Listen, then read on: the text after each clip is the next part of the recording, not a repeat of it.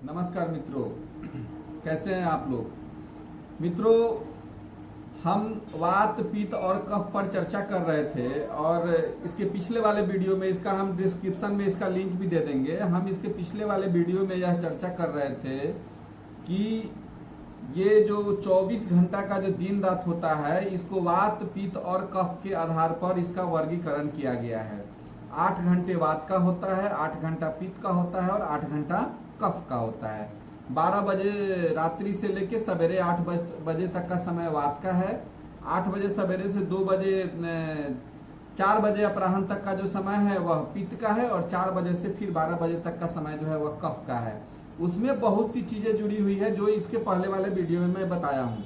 मित्रों, हमें क्या आहार लेना है और किस समय लेना है, क्योंकि 24 घंटा में वात पित्त कफ का रोटेशन चलते रहता है। अगर आप निश्चित समय पर भोजन लेते हैं तो वह आपके लिए अमृत के समान हो जाएगा, लेकिन अगर निश्चित समय से हट के अगर आप भोजन करते हैं तो वह आपके लिए कहीं ना कहीं हानिकर साबित हो सकता है। इस बात का ध्यान रखना है।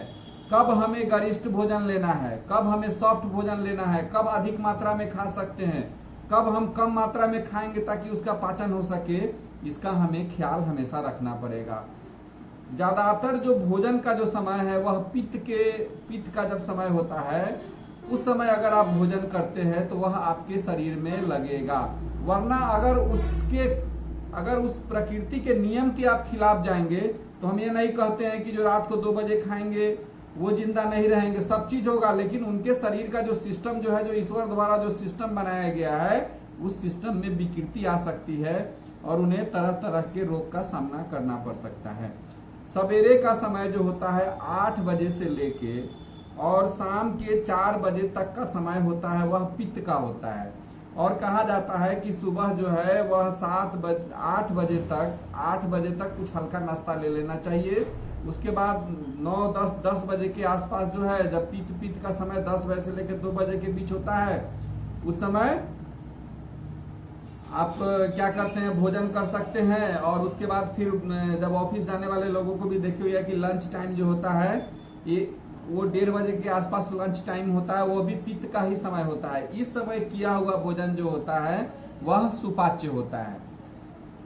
इसके अलावा जब कफ के समय में जब रात्रि की बात करेंगे तो रात्रि के समय 6 बजे से 8 बजे का जो समय होता है वह कफ और पित्त का होता है। पित्त और कफ का समय होता है। उस समय अगर आप भोजन लेते हैं तो उस समय क्या होता है कि वह भोजन आपके लिए सुपाच्य हो जाएगा। लेकिन जैसे ही 6 बजे से 8 बजे के बीच अगर आप कोई भोजन का प्रयोग करते हैं तो उस स्थिति में आपको हानिकर साबित हो सकता है। इस बात का आपको ध्यान में रखना है।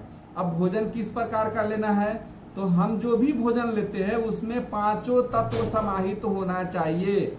जो अग्नि युक्त, जल युक्त, वायु युक्त, पृथ्वी युक्त, ये ड्राइनेस युक्त, सभी का गुण उसमें समाहित हो। उसमें 5 तरह का स्वाद होना चाहिए। खट्टा भी होना चाहिए, तीखा भी होना चाहिए, मीठा भी होना चाहिए, तीक्ष्ण भी होना चाहिए और नमकीन स्वाद भी होना चाहिए। अगर हम संतुलित डाइट हम लेते हैं शरीर के अंदर तो वह हम लोगों के लिए बहुत ही अच्छा होगा, क्योंकि भोजन ही हमारे शरीर को ऊर्जा प्रदान करता है, भोजन ही हमारे शरीर को संचालित करता है। अगर भोजन का सही मात्रा आप लेते हैं, सही ढंग से उपयोग करते हैं, तो आपके बीमार पड़ने की संभावना जो है उसकी प्रतिशतता घट जाएगी। इस बात को आपको हमेशा ध्यान में रख के चलना है। मित्रों, भोजन में जो प्रमुख तत्व का जो अनुपात जो है वैज्ञानिक दृष्टिकोण से उसमें बताया गया है कि कार्बोहाइड्रेट की मात्रा है वह 40 से 50% होना चाहिए। उसके बाद प्रोटीन की मात्रा है वह 15 से 20% होना चाहिए। फैट की मात्रा जो है, वसा की जो मात्रा है वह 3 से 5% होना चाहिए। विटामिन की मात्रा 20 से 25% होना चाहिए। और रेशा तत्व जो फाइबर्स एलिमेंट्स हैं उसकी मात्रा 5 से 7% होनी चाहिए। जब आप भोजन करते हैं, जब उसके अनुपात के हिसाब से जब आप भोजन करते हैं तो वह भोजन आपके लिए अमृत के समान हो जाएगा। जैसे ही इसके नियम को कार्बोहाइड्रेट की मात्रा एक लिमिट मात्रा से कम लेंगे, वसा की मात्रा बढ़ा देंगे तो शरीर में हो सकता है कोलेस्ट्रॉल की मात्रा बढ़ जाए। अधिक फाइबर युक्त भोजन भी सही नहीं होता है, और क्या बोलते हैं अधिक विटामिन की भी मात्रा सही नहीं है। विटामिन का भी जो 1% बनाया गया है 20 से 25% उसके बीच होना चाहिए। तो जो खाने का जो डाइट चार्ट होना चाहिए उसमें इन सबों की मात्रा का अनुपात सही होना चाहिए।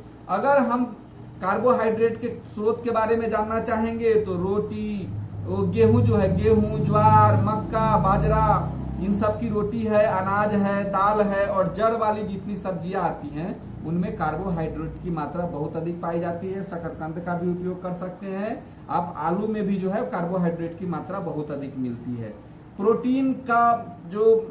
प्रोटीन हमारे शरीर में 15 से 20% होना अति जरूरी है।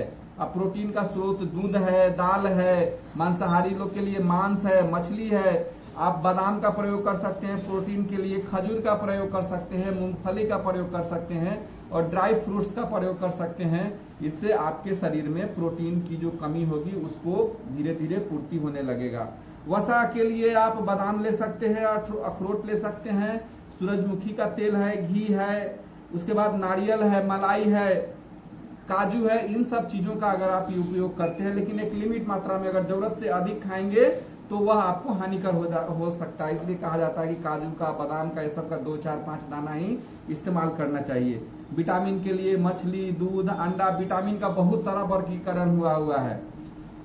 विटामिन ए है, विटामिन बी है, बी में भी B1, B2, B3, B1, B2, B6, B12 और भी बहुत सारे विटामिन के वर्गीकरण किए गए हैं। इसके अलावा विटामिन के है, बहुत सारे विटामिन है जिसका प्रयोग जो है विभिन्न प्रकार के जो प्राकृतिक फल है, स्रोत हैं, उससे हमको मिल जाता है। और फाइबर्स के लिए रेशेदार सब्जी है, राजमा है, दाल है।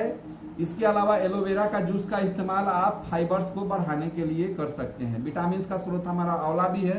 तो खाने में जो है जो सभी स्रोत है, मैंने आपको बता दिया कि कार्बोहाइड्रेट किस में मिलता है, प्रोटीन किस में मिलता है, विटामिन किस में मिलते हैं, आपको क्या बोलते हैं रेशा तत्व किस में मिलता है। अगर उसका एक लिमिट मात्रा में अगर आप प्रयोग करते हैं तो वह आपके शरीर के लिए बहुत ही फायदेमंद होगा। लेकिन ध्यान रखना है कि जब पित्त का समय हो उस समय अगर आप इसका प्रयोग करते हैं तो वह आपके लिए ज़्यादा बेहतरीन होगा।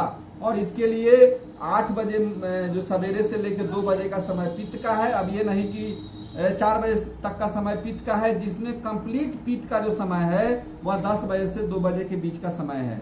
उसके बाद है तो आप चाहे तो 8 बजे नाश्ता कर सकते हैं, 1:30-2 बजे लोग 1:30 बजे के आसपास, 1-1:30 बजे के आसपास लोग लंच लेते हैं, उसका प्रयोग कर सकते हैं। रात का जो डिनर जो है उसको आप 6 से 8 के बीच निपटाने का प्रयास करेंगे तो आपको भोजन पचेगा। जिस दिन आपको पनीर खाना हो, जिस दिन आपको मांस का प्रयोग करना हो, तो कोशिश करिए कि वह समय वो उसका प्रयोग हम दिन में करें, क्योंकि दिन में पित्त की मात्रा बहुत अधिक होती है और पित्त जो है इनको गलाने का काम करेगा। रात्रि में हल्का और सुपाच्य भोजन कीजिएगा, क्योंकि कफ का समय होता है और थोड़ा देर के लिए कफ और पित्त का संयोग होता है। उस स्थिति में आप उसका प्रयोग करिएगा तो वह आपके जीवन के लिए अधिक बेहतरीन होगा।